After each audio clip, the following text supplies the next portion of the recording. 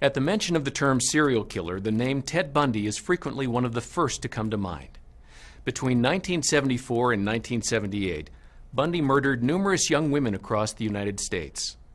In 1980, he was found guilty for the murder of 12-year-old Kimberly Leach and sentenced to death.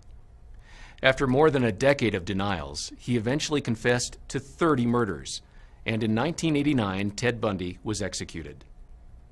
The night before that execution, he granted an exclusive interview with Dr. James Dobson, who had served on the Attorney General's Commission on Pornography a few years earlier.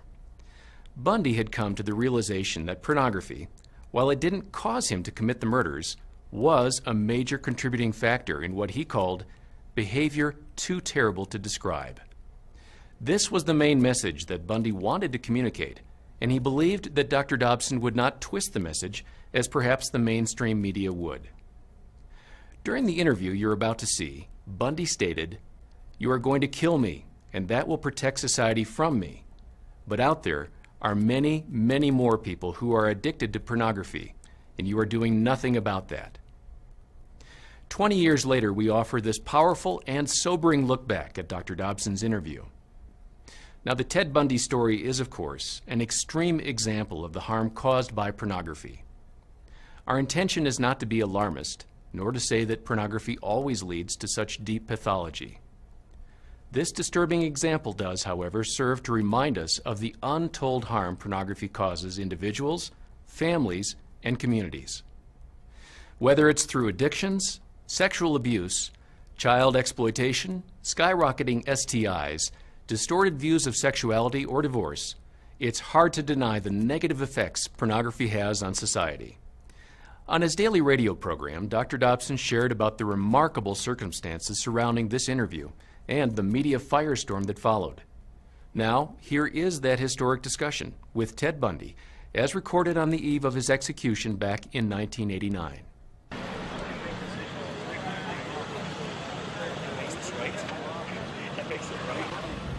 Ted, it is about 2:30 in the afternoon. You are scheduled to be executed tomorrow morning at 7 o'clock if you don't receive another stay. What is going through your mind? What thoughts have you had in these last few days? Well, I won't kid you to say that it's something that I feel that I am in control of, or something that I've come to terms with, because I haven't. It's a moment-by-moment thing. Sometimes I feel very tranquil, and other times I don't feel tranquil at all. What's going through my mind right now is to use the minutes and hours that I have left as fruitfully as possible and see what happens. It helps to live in the moment in the essence that we use it productively. So right now I'm feeling calm, and in large part because I'm here with you. For the record, you are guilty of killing many women and girls. Is that correct? Yes, that's true. Ted, how did it happen? Take me back. What are the antecedents of the behavior that we've seen? So much grief, so much sorrow, so much pain for so many people. Where did it start? How did this moment come about? That's the question of the hour, and one that not only people much more intelligent than I have been working on for years, but one that I've been working on for years and trying to understand. Is there enough time to explain it all? I don't know. I think I understand it, though.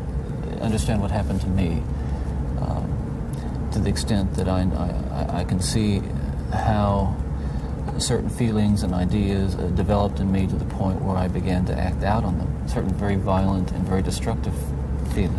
All right, let's go back then to those roots. First of all, you, as I understand it, were raised in what you consider to have been a healthy home. Absolutely. You were not physically abused. You were not sexually abused. You were not emotionally abused. No, in no way.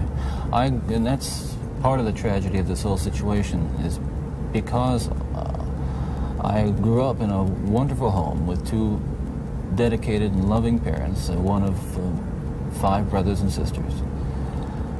A home where we as children were the focus of my parents' lives, where we regularly attended church, two Christian parents who did not drink, they did not smoke, there was no gambling, there was no physical abuse or fighting in the home. I'm not saying this was Leave It to Beaver. It wasn't a perfect home. No, I don't know that such a home exists, but it was a fine, solid Christian home, and nobody, I hope no one will try to take the easy way out and to try to blame or otherwise accuse my family of contributing to this, because I know, and I'm trying to tell you as honestly as I know what happened, and I think this is a message I want to get across. But as a young boy, and I mean a boy of 12 or 13, certainly, that I encountered outside the home again, in the local grocery store, the local drugstore, the softcore pornography, what people call softcore. But as I think I explained to you last night, Dr. Dobson, in an anecdote, that as young boys do, we explored the back roads and sideways and byways of our neighborhood, and oftentimes people would dump the garbage and whatever they were cleaning out of their house, and from time to time we'd come across pornographic books of a harder nature than more graphic, you might say, more explicit nature than we would encounter, let's say, in your local grocery store. And this also included such things as, let's say, detective magazines and more hardcore. Those that involve violence. Then. Yes, Yeah. and this is something I think I want to emphasize, is the most damaging kinds of pornography. And again, I'm talking from personal experience. Hard, real, personal experience. The most damaging kinds of pornography are those that involve violence and sexual violence, because the wedding of those two forces, as I know only too well, brings about behavior that is just too terrible to describe. Now, walk me through that. What was going on in your mind at that time? Okay, before we go any further, I think it's important to me, and that people believe what I'm saying, to tell you that I'm not blaming pornography and not saying that it caused me to go out and do certain things. And I take full responsibility for whatever I've done and all the things that I've done. That's not the question here. The question and the issue is how this kind of literature contributed and helped mold and shape the kinds of violent behavior. It fueled your fantasies, didn't it? Well, in the beginning, it fuels this kind of thought process. Then, at a certain time, it's instrumental in what I would say crystallizing it, making it into something which is almost like a separate entity inside. And at that point, you're at the verge, or I was at the verge of acting out on these kinds of thoughts. Now, I really want to understand that. You had gone about as far as you could go in your own fantasy life with printed material, and you made or printed and video or film or film, photos, magazines, yeah. what have you. Yeah. And then there was the urge to take that little step or big step over to a physical event. And it happened in stages, gradually. It doesn't necessarily, not to me at least, happen overnight. My experience with, I'd say, pornography generally, but with pornography that deals on a violent level with sexuality, is that once you become addicted to it, and I look at this as a kind of addiction, like other kinds of addiction, I would keep looking for more potent, more explicit, more graphic kinds of material. Like an addiction, you keep craving something which is harder, something which gives you a greater sense of excitement, until you reach the point where the pornography only goes so far. You reach that jumping off point where you begin to wonder if maybe actually doing it will give you that which is beyond just reading about it or looking at it. How long did you stay at that point before you actually assaulted someone? Well, yeah, you see, that is a very delicate point in my own development, and we're talking about having reached the point or a gray area that surrounded that point over a course You don't of remember years. how long that well, was? I would say a couple years. And what I was dealing with there were very strong inhibitions against criminal behavior or violent behavior that had been conditioned into me, bred into me in my environment, in my neighborhood, in my church, in my school. Things which said, no, this is wrong. I mean, even to think of it is wrong, but certainly to do it is wrong. And I'm on that edge, and you might say, the last vestiges of restraint, the barriers to actually doing something were being tested constantly and assailed through the kind of fantasy life that was fueled largely by pornography. Do you remember what pushed you over that edge? Do you remember the decision to go for it? Do you remember where you decided to throw caution to the wind? Again, when you say pushed, I know what you're saying. I don't want to infer again. I understand that. That I was clear. some helpless kind of a victim, and yet we're talking about an influence that is the influence of violent types of media and violent pornography, which was an indispensable link in the chain of behavior, the chain of events that led to the behaviors, to the assaults, to the murders, and what have you.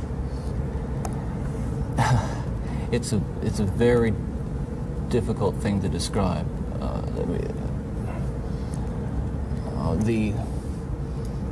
The sensation of reaching that point where I knew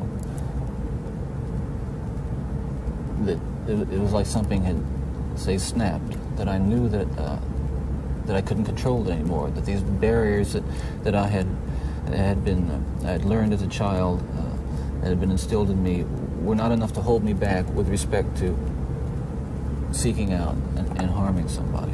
Would it be accurate to call that a frenzy, a sexual frenzy? Well, yes, that's one way to describe it. A compulsion, a building up of this destructive energy. Another factor here that I haven't mentioned is the use of alcohol. But I think that what alcohol did, in conjunction with, let's say, my exposure to pornography, was alcohol reduced my inhibitions. At the same time, the fantasy life that was fueled by pornography eroded them further. In the early days, you were nearly always about half drunk when you did these things. Is that right? Yes. Yes. Was that always true? I would say that was generally the case, almost without exception. All right, if I can understand it now, there's this battle going on within. There are the conventions that you've been taught. There's the right and wrong that you learned as a child. And then there is this unbridled passion fueled by your plunge into hardcore violent pornography.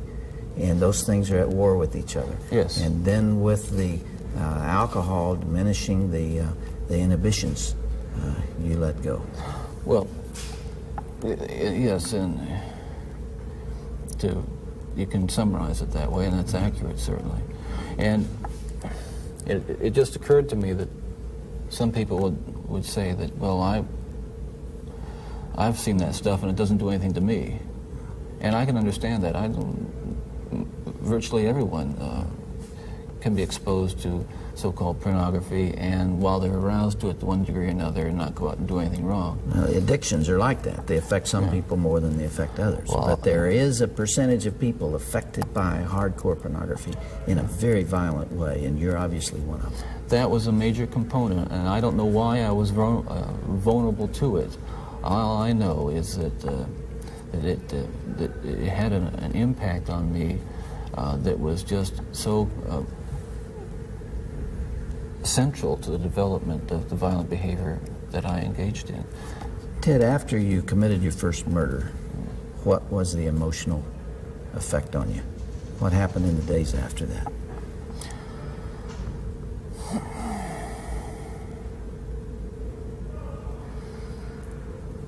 Well, again, please understand that even all these years later, it's very difficult to talk about it, and reliving it through talking about it is difficult, to say the least. But I want you to understand what happened. It was like coming out of some kind of horrible trance or dream. I can only liken it to, after, I don't want to over-dramatize it, but to have been possessed by something so awful and so alien, and then the next morning wake up from it, remember what happened, and realize that basically, in the eyes of the law, certainly in the eyes of God, you're responsible. To wake up in the morning and realize what I had done, and with a clear mind and all my essential moral and ethical feelings intact at that moment, absolutely horrified that I was capable of doing something like that. You really hadn't known that before? There is just absolutely no way to describe, first, the brutal urge to do that kind of thing, and then what happens is, once it has been more or less satisfied and recedes, you might say, or spent, that sense, that kind of energy level recedes, and basically I became myself again. And I want people to understand this too, and I'm not saying this gratuitously, because it's important that people understand this, that basically I was a normal person. I wasn't some guy hanging out at bars, or a bum, or I wasn't a pervert in the sense that, people look at somebody and say, I know there's something wrong with him, and just tell. I mean, I was essentially a normal person. I had good friends. I led a normal life, except for this one small but very potent and very destructive segment of it that I kept very secret and very close to myself, and didn't let anybody know about it. And part of the shock and horror from my dear friends and family years ago when I was first arrested was that there was no clue. They looked at me and they looked at the all-American boy, and I mean, I wasn't perfect, but I want to be quite candid with you. I was okay. Okay, I was. The basic humanity and basic spirit that God gave me was intact, but unfortunately it became overwhelmed at times. And I think people need to recognize that it's not some kind of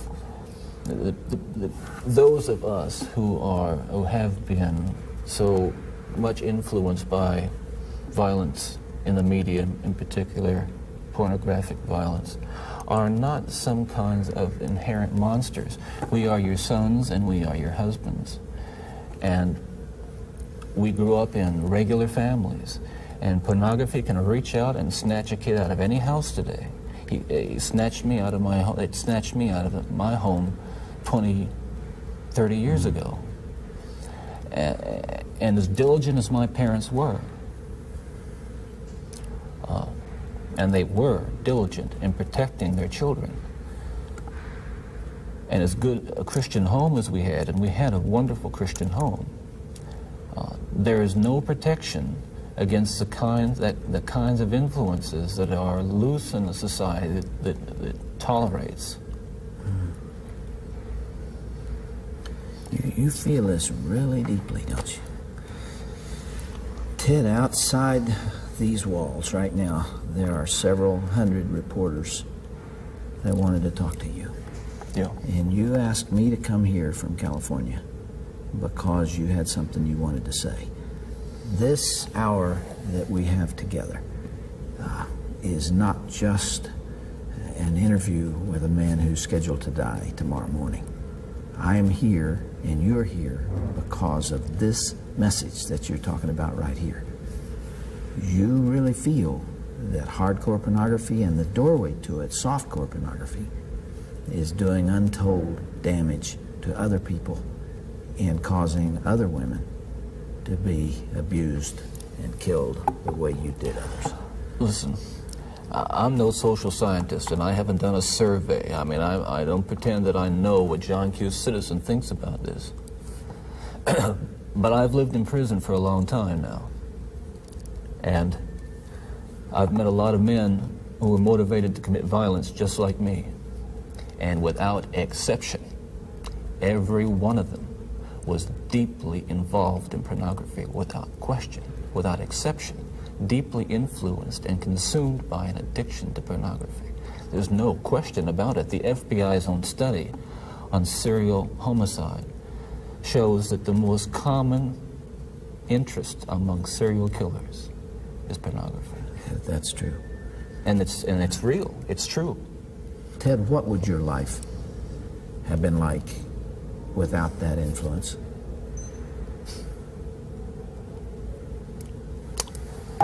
You can only speculate. Yeah.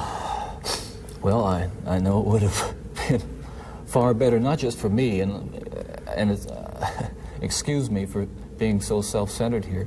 It would have been a lot better for me and lots of other people. I know that. Lots of other innocent people, victims and families. It would have been a lot better. There's no question, but that it would have been a fuller life. Certainly a life that would not have involved, I'm absolutely certain, would not have involved this kind of violence that I have committed. I'm sure, Ted, if I were able to ask you the questions that are being asked out there, one of the most important as you come down to perhaps your final hours, are you thinking about all those victims out there and their families who are so wounded, years later, their lives have not returned to normal. They will never return to normal. Absolutely. Are you carrying that load, that weight? Is the remorse there? Again, I know that people will accuse me of being self-serving, but we're beyond that now. I mean, I'm just telling you how I feel. But through God's help, I have been able to come to the point where much too late, but better late than never, feel the hurt and the pain that I am responsible for. Yes, absolutely. In the past few days, myself and a number of investigators have been talking about unsolved cases, murders that I was involved in. And it's hard to talk about all these years later because it revives in me all those terrible feelings and those thoughts that I have steadfastly and diligently dealt with, and I think successfully, with the love of God. And yet it's reopened that, and I felt the pain and I felt the horror again of all that. And I can only hope that those who I have harmed, and those who I've caused so much grief, even if they don't believe my expression of sorrow and remorse, will believe what I'm saying now, that there is loose in their towns and their communities people like me today whose dangerous impulses are being fueled day in and day out by violence in the media in its various forms, particularly sexualized violence. And what scares me, and let's come into the present now, because what I'm talking about happened 20, 30 years ago, that is, in my formative stages. And what scares and appalls me, Dr. Dobson, is when I see what's on cable TV, some of the movies, I mean, some of the violence in the movies that come into homes today with stuff that they wouldn't show in X-rated adult theaters 30 years ago. This stuff... The slasher movies that you're talking about.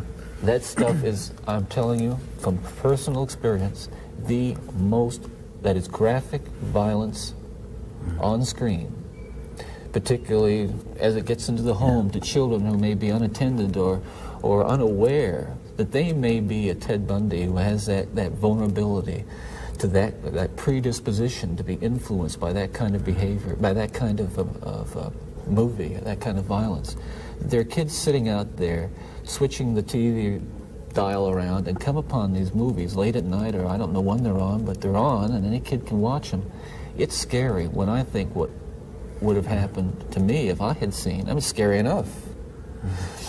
I mean, that I just ran into stuff outside the home, but to know that children are watching that kind of thing today, or can pick up their phone and dial away for it or send away for it.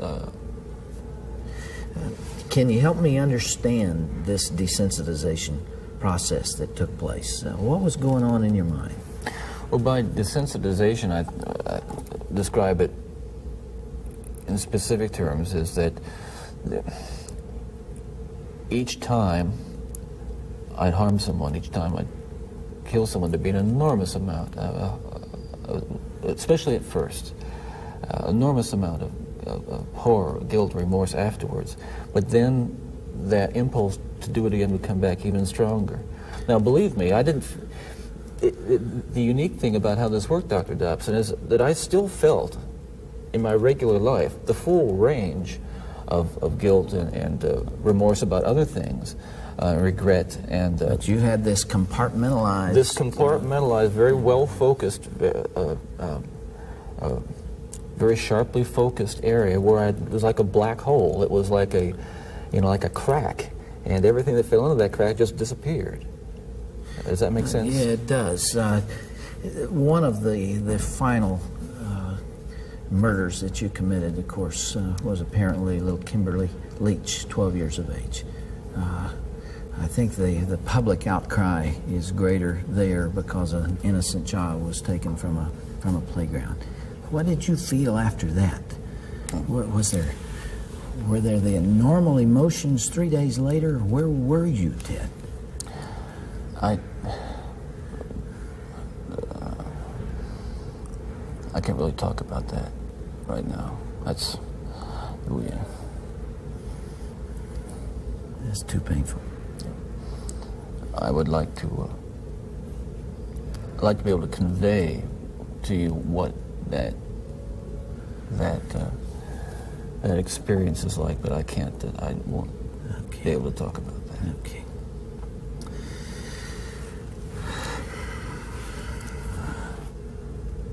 I can't begin to understand. Well, I can try, but I'm